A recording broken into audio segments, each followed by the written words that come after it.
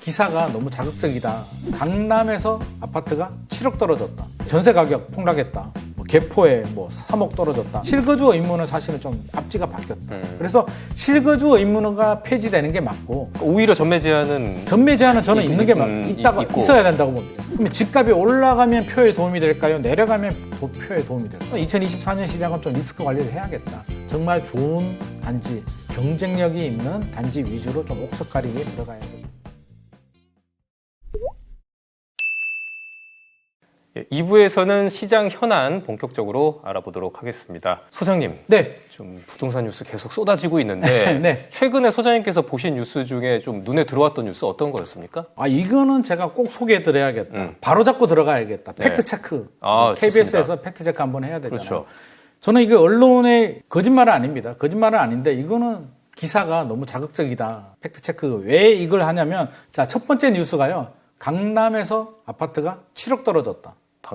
강남 아파트가 7억 떨어졌다. 진짜? 어느 단지인가요? 이게 원베일리라고요. 알죠, 반포동에 알죠. 너무나 유명한 아파트인데, 아니 7억이나? 이상하잖아요. 누구나도 클릭 안 할 수가 없는데 사실 거짓말은 아닙니다. 거짓말은 아닌데 제가 팩트 체크를 하면은요. 일단 전용 84 기준입니다. 7월에 45억 9천만 원 거래가 됐었고요. 11월입니다. 11월에 38억 5천만 원 거래가 되니까 사실은 7억 떨어진 거 맞습니다. 맞는데요. 이게 가격이 7억 떨어지면 한 15% 떨어진 거잖아요. 아무리 40억, 30억이라도. 강남이 한 달 만에 15% 떨어졌다는 건 최근 분위기가 조금씩 내리막을 가고 있지만 그 정도는 아니거든요. 내용을 살펴보면 왜 이런 기사가 나오냐면요. 자, 7월에, 그래서 제가 7월에 거래된 내역을 다 뽑아봤습니다. 13층이 45억 9천만 원 높게 거래가 됐었고요. 16층이 28억 7천만 원 거래가 된 물건들도 있고요. 24층이 37억 9천만 원, 39억 38억 3천만 원, 37억 28억 45억. 편차가 너무 크네요. 너무 크죠. 그러니까 단지 내에서 편차가 굉장히 크고요. 11월에 38억 5천 거래가 되긴 했는데 11월 거래는 한 건밖에 없었기 때문에 표본 수가 좀 작고요. 9월 거래를 보면 39억 4천만 원도 있고요. 43억, 37억 5천만 원. 역시 편차가 큽니다. 왜 이렇게 편차가 큰 거예요? 그 얘기는 이게 단지가 2,990세대거든요. 대단지. 한강 조망이 나오느냐, 도로변에 위치해서 소음이 있느냐, 또 이제 입주가 시작됐기 때문에 자금력이 안 되시는 분들은 또 금매로 팔 수도 있고요. 편차가 굉장히 크다. 기자들도 저도 기자지만 한 건 거래된 거 가지고 이렇게 침소봉대하면 안 됩니다. 맞습니다. 네. 또 다른 기사 있습니까? 자, 두 번째는 이제 전세 가격 폭락했다. 개포에 3억 떨어졌다라는 뉴스가 나오는데 개포에 이제 최근에 무슨 일이 있냐면요. 개포주공 1단지. 개포에 이제 주공 아파트들이 많이 있는데 지금 재건축을 하고 있는데요. 1단지가 이제 개포주공 1단지를 재건축해서 DH 퍼스티어 아이파크 아파트가 이제 입주를 시작합니다. 물량이 6,700세대입니다. 이러면 전세가 떨어질 수밖에 없죠. 떨어질 수밖에 없죠. 떨어지는데 제가 한 달 전에 현장에 가서 모니터링을 했을 때 12억에서 15억 정도 했었거든요. 전용 84가.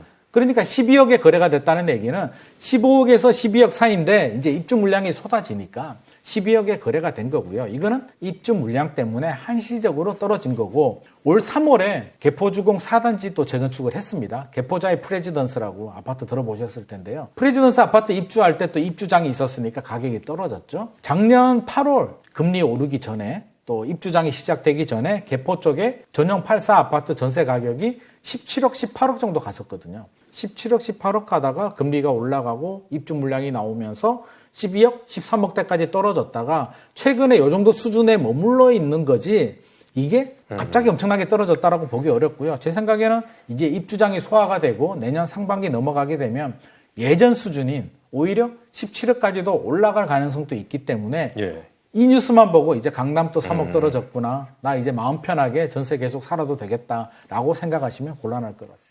최근 부동산 관련 법령이 몇 가지 통과됐습니다. 네네. 12월 8일 재건축 초과이익 환수 완화법이랑 노후계획도시특별법이 국회 본회의를 통과했는데요. 네.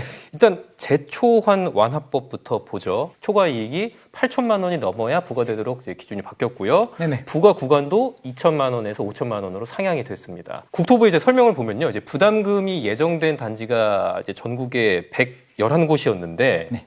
44곳이 줄었다. 이런 설명이고요. 네네.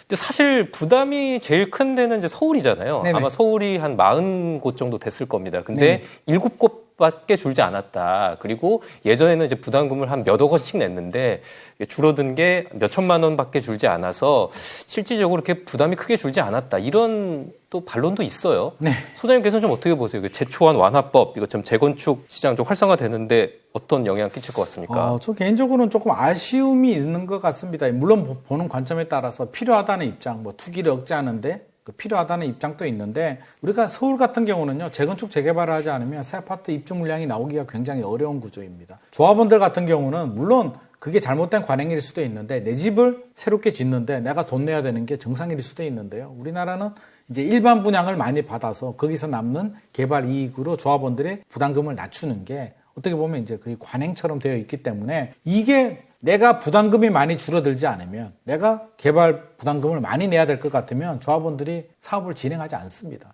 그럼 우리 하지 말자라고 하면 결국에는 재건축 재개발 사업이 제대로 진행되지 않을 수도 있는데 저는 이게 왜 문제라고 보냐면 우리가 집을 팔 때 양도세라는 걸 내잖아요. 개발 이익에 대해서 그쵸. 양도 차익에 대해서 세금을 내게 되고요. 보유할 때 재산세와 또 종부세를 냅니다. 이걸 세금을 계속 내고 있고 개발 이익에 대해서도 양도 차익에 대해서 세금을 내는데 또 대비는? 재건축 사업에 대해서 남는 돈이 있다. 개발 이익이 있다는 이유만으로 몇 천만 원에서 몇 억을 내라고 한다면 이중과세, 미실현 이익에 대한 과세가 될 수도 있고요. 냈는데 나중에 집값이 떨어져요.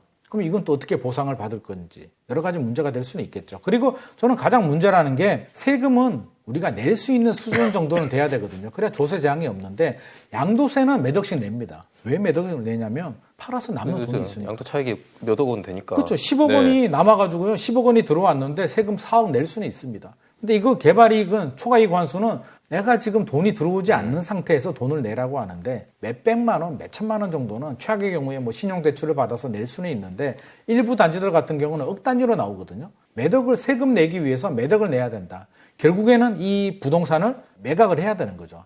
세금을 내기 위해서 내가 원하지도 않는 내가 거주하려고 샀던 집을 팔아야 되는 경우가 생길 수도 있기 때문에 세 부담이 너무 크다는 점은 저는 조금 더 기준이 좀 더 올렸어야 된다라는 생각은 지울 수가 없습니다. 그 다음 또 특별법, 노후 계획 도시 특별법도 통과가 됐는데요. 네. 뭐 일기 신도시의 뭐 각종 규제를 완화해서 네네. 그 신도시 개발 뭐 다시 뭐 재건축이라든지 이제 활성화되게 하겠다 이런 내용이거든요. 뭐 일단 일기 신도시들이 되겠는데 가장 수혜를 보는 신도시가 있겠습니까? 일기 신도시 뭐 당연히 대상이 되고요. 이게 20년 이상 된 노후 계획 도시 100만 제곱미터 이상 되는 택지가 이제 대상이 됩니다. 일기 신도시하고 목동, 상계동 이런 지역들이 이제 대상이 될 수가 있는데 사실은 저는 이게 이제 시작이다. 이 내용을 보게 되면은요, 이제 안전진단을 면제하거나 완화시켜주고, 뭐 용적률을 좀 올려주고, 뭐 이런 내용들이 들어가 있는데 안전진단이 가장 초기 단계는 맞습니다. 재건축을 하는데 안전진단을 통과해야 추진위를 만들고요. 조합 설립하고 사업 시행 계획, 건축 심의 뭐 여러 가지 단계를 밟아가거든요. 도움되는 거는 맞는데요. 그럼 안전진단이 불가능하냐? 최근에는 안전진단 기준을 굉장히 완화시켜줘서 어지간하면 다 통과시켜 주거든요. 그러면 이제 시작이다. 사실은 이게 맞는 열쇠는 아니고요. 이거 특별법이 통과가 돼서 시행이 된다고 하더라도 빨라야 15년이고요. 30년이 걸릴 수도 있어요. 15년? 야, 빨라야. 15년 후라고요? 15년 후에 빨라야 입주할 수 있어요. 입주로 했을 때. 입주. 예. 근데 제가 볼 땐 15년 후에 입주하기도 어렵고요. 분당 일산 같은 경우에 여러 가지 난제가 뭐냐면 어디로 가요? 어째 다시 지으려면은 잠깐 거주할 때가 필요하잖아요. 바로 그겁니다. 이게 일기 신도시가 30만 원화 되거든요. 예. 동시에 진행하게 되면 30만 원이니까 한 집에 3명씩 살면 90만 명이잖아요. 예. 90만 명의 세입자가 어디로 간단 말입니까? 그래서 이거는 순환 개발을 해야 되거든요. 블럭을 정해서 여기 개발하게 되면 여기서 사람들이 이주하고 개발하고 끝나면 2블럭, 3블럭, 4블럭으로 가야 되는데 그럼 이주하는 단지를 또 만들어야 되겠죠. 네. 우리 올림픽 할 때 올림픽 선수촌 같은 거 만들었잖아요. 네. 그런 거를 개발해서 이주 수요를 받아내야 되는데 언제 개발할 것이며 어느 블럭을 먼저 할 것이며 우리 단지 1블럭으로 하게 해주세요. 그러면 제일 마지막에 예를 들어서 5블럭으로 밀리는 단지는 30년 후에도 개발이 안 될 수도 있거든요. 이런 문제들. 또 조합원들 간에 용적률이 기본적으로 500% 올려준다라고 하는데요. 일괄적으로 다 올려주는 건 아니고요. 일부 최대 500%. 역세권이나 이런 지역들은 500% 올려주게 되고 나머지는 얼마나 올려줄지는 모릅니다. 그러면 막상 해보게 되면 이제 조합원들끼리 추가 분담금 가지고 또 분쟁이 생기죠. 5억 내라는데 나는 못 내. 나는 내. 최근에 상계주공 5단지도 사업이 진행이 되다가 지금 분쟁이 생긴 게 추가 분담금이 5억이 나왔거든요. 5억 나오니까 조합원들이 예상했던 것보다 너무 높게 많이 나온 나오니까. 거죠. 5억을 내고 지금 우리가 어떻게 진행해? 5억 낼 돈이 어디 있어? 좀 이렇게 진행이 되는데 상계동 같은 경우에 용적률이 170% 정도 나왔거든요. 150에서 170% 정도 되는데 일기 신도시는 용적률이 높단 말이에요. 그거보다 더. 그러면 지금 상계동 또 5억 가지고 이 난리인데 여기 아무리 특별법이 적용되더라도 기본적으로 5억 정도는 각오를 해야 되는데 그게 쉽지 않을 것 같다. 그래서 저는 시간이 굉장히 오래 걸리겠다. 절대 흥분하지 말고 혹시라도 특별법이 통과됐으니까 빨리 사러 가야지 이런 마음보다는 이제 시작이다. 이제 첫 단추를 끼웠기 때문에 15년, 20년 진행이 될 것이다. 내가 자금이 되고 필요할 때 그때는 이제 시작했다는 점에서는 의미가 있는 거지만 시간은 오래 걸린다는 점은 우리가 반드시 좀 체크를 해야 될 것 같습니다. 네, 소장님 말씀해 주셨지만 이제 각 신도시별 선도지구를 이제 선정을 하거든요. 근데 오늘 뭐 뉴스를 보면 이제 지정은 이제 2025년에나 될 것 같다는 이제 얘기들이 나오고 있어서 좀 더 좀 시장 상황을 살펴봐야 될 것 같습니다. 그리고 실거주 의무 폐지 법안 이거 얘기해 보고 싶은데 이거 소장님께서 이거 신문에 칼럼도 이거 세게 쓰셨더라고요. 이제 국회 좀 일 좀 합시다. 잘 봤습니다. 네. 근데 제가 또 좀 뉴스 보니까 21일에 또 국토위에서 법안 소위를 한 번 더 연대요. 네. 그래서 아마 이게 잘 되면 그 내년 1월에 또 임시 국회 본회의가 열릴 수 있으니까 그때 한 번 더 기회는 남은 것 같은데 자, 지금 어쨌든 올해 안에는 실거주 의무 폐지 법안 통과되는 거는 물 건너 갔습니다. 일단 예상되는 피해 어떤 게 있을까요? 좀 안타깝기도 하고요. 이게 지금 대상 전매 제한은 풀리는데 실거주 의무 때문에 전매를 못하는 단지가 4개 단지에 4만 세대 이상이 된다라고 하는데요. 한 4만 7천 가구 정도 4만 7천 정도 되는데 저는 왜 안타깝다라고 하면 일단 정부에서 올 초에 발표를 했습니다. 전매 제한 풀고 실거주 의무를 폐지해 주겠다. 정부 믿고 이제 분양을 받으신 분들은 사실 이게 두 가지거든요. 전매 제한은 시행령, 정부가 할 수 있는 부분이고요. 실거주 의무는 이제 법 개정 사항입니다. 법 개정 사항이면 국회로 공이 넘어가게 되는데 시행령이 4월에 통과가 됐거든요. 그럼 4월부터 12월까지 국회 설득 과정이라든지 어떤 뭘 해야 되는데 지금 국회한테 그냥 던져주고 알아서 해. 라고 하면 지금 정치 구조에서 그게 쉽지 않은 문제였단 말이에요. 정부 믿고 계약하신 분들이 고스란히 그 피해를 지금 받게 되는데 이게 둔촌주공도 여기 해당되잖아요. 해당되죠. 그러니까 12월 16일부터 이제 맞아요. 제가 그 기억이 나는 게 올해 초에 뭐 시장 상황이 안 좋으니까 맞습니다. 그 실거주 의무 이거 뭐 전매 제한 풀어주고 실거주 의무도 풀어줄 테니까 뭐 맞습니다.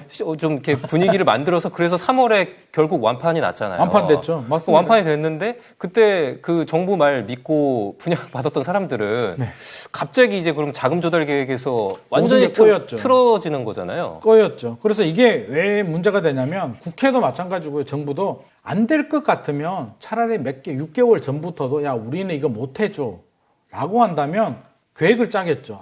입주를 해야 되는구나. 그러면 내가 살고 있는 집을 전세를 빼거나 팔고 그 집에 입주할 계획을 세우는데 12월까지 그냥 넉넉고 있었단 말이에요. 해줄 줄 알고. 해주겠지 했는데 이제 와서 안 된다라고 한다면 부랴부랴 지금 입주 계획을 세워야 되는데 그게 지금 쉽지 않은 일이고요. 입주 계획을 이게 지키지 않으면 1년 이하 징역에 1,000만 원 이하 벌금인데요. 어떤 분들은 1,000만 원 내고 말지. 그러니까요. 라고 할 수 있는데 내서 될 문제 같으면 걱정하지도 않습니다. 1,000만 원 내는데 몰수되거든요. 몰수되고 또 1,000만 원을 내야 됩니다. 그래서 실질적으로 안 되는 거고요. 저는 또 앞뒤가 바뀌었다. 정부 정책이 처음부터. 왜 앞뒤가 바뀌었냐면 사실은 실거주 의무는 대한민국에서 저는 주거의 자유가 있잖아요. 그렇죠. 내 집에 내가 전세를 줬다가 2년 후에 입주할 수도 있고 지금 입주할 수도 있고 5년 후에 입주할 수도 있는 거잖아요. 실거주 의무라는 이런 규제 자체가 저는 좀 말이 안 된다는 입장이고 두 번째 전매 제한도 전매 제한을 왜 풀어주죠? 내가 살기 위해서 실소유자가 분양을 받았는데 왜 분양권을 팔아야 될까요? 그 투기하라는 얘기밖에 안 되잖아요. 팔아야 될 이유는 정해져 있죠. 해외로 이민을 가거나 지방의 애 교육 때문에 뭐 지방으로 가거나 요양으로 가거나 이런 예외적인 경우는 전매를 허용해 줘야죠.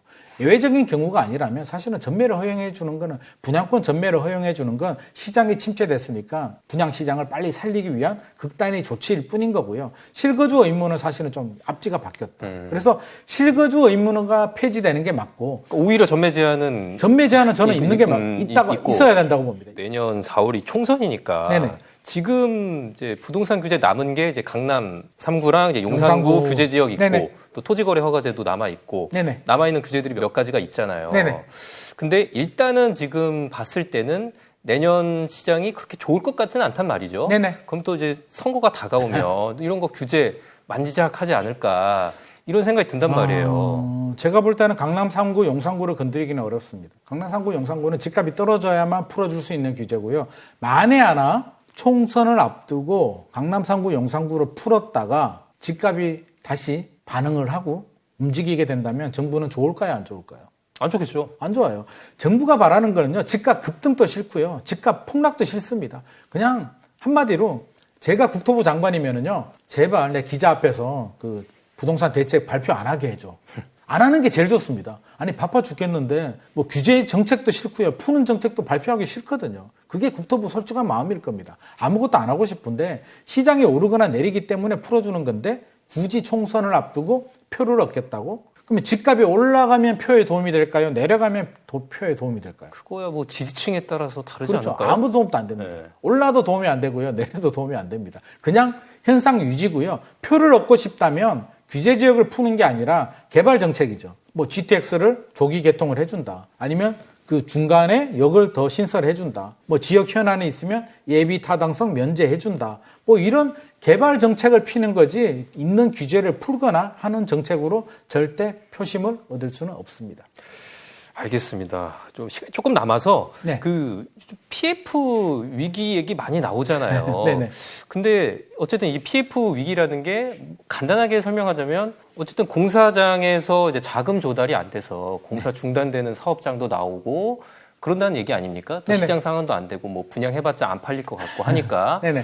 근데 일단은 직격탄을 맞는 시장은 제가 봤을 때는 이제 오피스텔이나 지식산업센터, 뭐 지방 이런 지역 같은데 네네. 뭐 수도권 아파트 시장이라든지 일반적인 좀 수요자들이 관심 있는 시장에는 그렇게 큰 영향까지는 아닐 수도 있을 것 같다라는 생각인데 소장님 생각은 어떠세요? 이게 뭐 상대적인 차이고요. 저는 영향이 없다라고 볼 수는 없습니다. 지금 현장에서 그 사업을 하는 공급 현장에서 어려운 부분이 일단 PF 대출 자체가 어렵고요.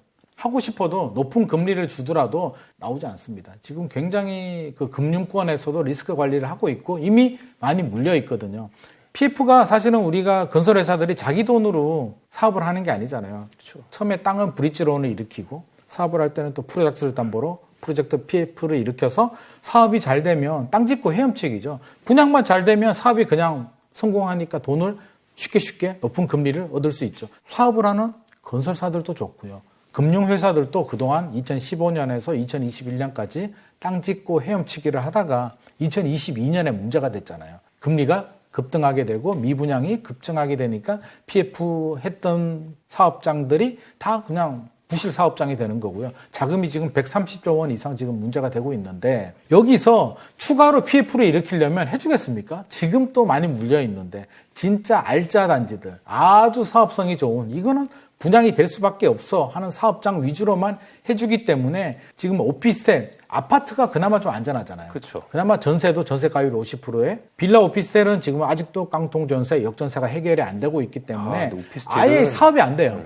올스톱 상황입니다. 요 여의도 주변에 오피스텔도 지금 미분양인데 어려워요. 많아요. 예, 여의도 주변도 어려운데 네. 다른 지역들은 얼마나 어렵겠습니까? 이렇게 어려운데 혹시라도 내가 사업을 한다고 PF를 받으려고 하면 금융권에서 절대 해주지 않습니다. 그리고 해준다고 해도 문제가 지금 PF 대출 금리가 10% 정도 나오거든요. 10% 금리를 받고 사업을 하는데 지금 인건비도 올랐죠. 건축 자재비도 올랐죠. 근데 분양가는 마음대로 올릴 수는 없어요. 우리가 올해 분양가가 많이 올랐다고 하는데요. 분양가가 올랐는 건 올 상반기에 매매 가격이 주변 새 아파트 가격이 반등을 했기 때문에 그만큼 분양가를 올린 거지 주변 시장을 무시하고 무조건 분양가를 계속 올리면 무조건 미분양이 나거든요. 그리고 걱정되는 부분은 준공의 미분양. 다 짓고 나서 이제 우리가 미분양 발생하게 되면은요. 건설회사들은 판촉 행사하잖아요. 골드바 좀 주고 김치 냉장고 하나 주고 계약하게 되면은 뭐 또 분양가도 좀 할인해 주고 이런 혜택을 주는데 그래도 공사 끝나고 입주할 때까지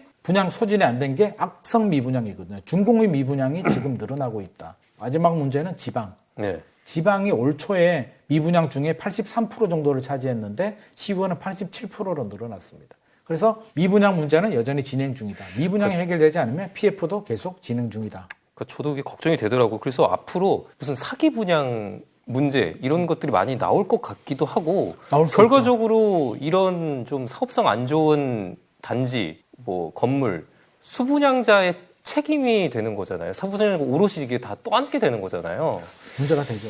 그러니까요. 물론 뭐 우리나라에 보증 제도가 있긴 합니다. 그래서 보증보험 가입이 다 되어 있기 때문에 직접적으로 내가 분양을 받고 계약금을 내다가 사업이 안 되면 뭐 돈을 다 날리는 건 아니고요. 뭐 다른 건설사가 맡아서 진행을 하긴 하지만 마음고생 굉장히 심하게 되고요. 특히 아파트, 대형 건설사들, 뭐 안정적인 건설사들은 괜찮은데 빌라 오피스텔 같은 경우는 작은 사업장들 있잖아요. 그런 사업장들은 오히려 더 문제가 될 수도 있고 또 전세 시장도 여전히 아파트는 상승으로 전환될 가능성이 있지만 빌라 오피스텔은 여전히 2024년도 전세가 어렵기 때문에 전체적으로 2024년 시장은 좀 리스크 관리를 해야겠다. 정말 좋은 단지, 경쟁력이 있는 단지 위주로 좀 옥석 가리기에 들어가야 될 것 같습니다. 알겠습니다. 오늘 부동산 시장 전반 현안과 내년 집값 전망에 대해서 김인만 소장님과 함께 얘기 나눠봤는데요. 오늘 여기까지 듣겠습니다. 구독자분들 댓글 많이 달아주시고요. 반응 좋으면 우리 소장님 바쁘신 분이지만 제가 바짓가랑이라도 붙잡고 해서 정기적으로 모셔보도록 하겠습니다. 소장님 오늘 고생하셨습니다. 감사합니다. 고맙습니다.